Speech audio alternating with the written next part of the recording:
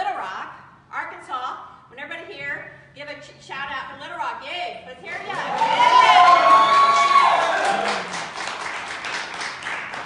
Little Rock, Arkansas. You are the heart of America.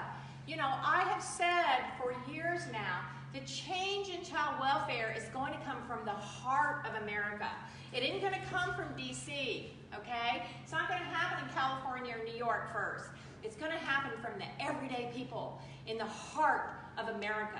You are the heart of America. Tennessee, Oklahoma, Missouri, Michigan, Indiana, Kentucky, states I'm going to and I'm saying, raise your voices. You know what's going on. We have to have change. And what happens if we don't have change? I want you to think about that for a minute. You know, before I went to law school, I did a master's in social psychology. And here's what is happening. Our society is normalizing a social engineering project that takes children from their birth parents, and the government decides who would be a better parent.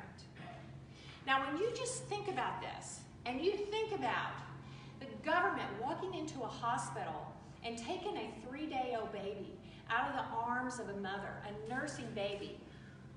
Let's just say she had a positive drug screen along the way. I get it, drugs are a problem, it's not good. But she's fine, the baby's fine, and they can still walk into that hospital and take it at 3 days old. I know because I've seen it. Think about that. And you go, and she never sees that baby again. Again.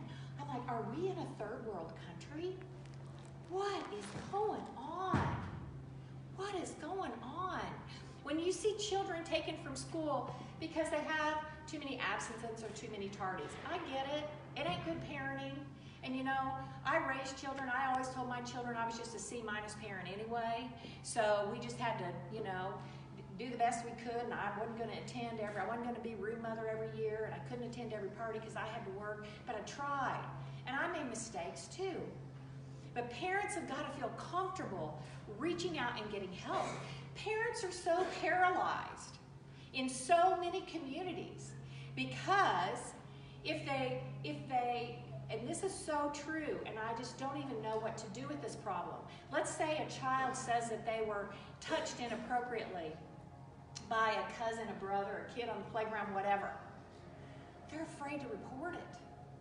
They're afraid to report it and get help, or even take their kid to a counselor because the counselor is required by law to report it because now the state's in your life. I've seen children taken out of homes because a parent reached out for help. Parents are paralyzed. Teenagers. Okay, you know, I've been a family law attorney for 25 years, and somebody comes into me and they got a teenager, and I say to them, I said, you know why there's no good books on how to raise a teenager? I'm like, why? And I'm like, because anybody who survived it isn't going to talk about it, okay? It isn't fun, right? But now teenagers can call, go to school, and say, my parent punched me in the eye, or my parent hit me, and all the kids in the house will be taken out. All the kids, whether there's any evidence or not. This is not America. This is not the country that we're living in. This is not the country that was built on family values. This is America, and we have to protect America. And you is the heart of America. The heart of America. I'm so happy to see faces, real faces. Because, you know, I gotta admit, sometimes your Facebook pictures don't look like you do in real life. Just saying. But you've got to reach out and speak up and stand on the steps and make a sign and hold it up. You've got to call your legislators. You've got to say, we need help, please help us. It's going to take all 3 branches of government, and I'm going to talk about that more a little bit later. It's going to take the legislative branch, it's going to take the executive, it's going to take the judicial branch, it's going to take state, and it's going to take federal. And you need to be knowledgeable about it. You need to know. What do you need to know so that you can have an intelligent conversation? Because I'm telling you, I say within 6 degrees of separation, but I think it's within 2 or 3 degrees of separations of people that you meet every day have been touched by the system. You know, I stayed at a hotel last night, and Lydia said something to the desk clerk about, child welfare reform, and sure enough, that desk clerk's cousin or brother or something had been involved with the system. I go in Office Depot and I'm checking out and I'm making my little flyers here that I passed out today. And I'm like, you know anything about this? And sure enough, they know somebody. Your hairdresser knows somebody.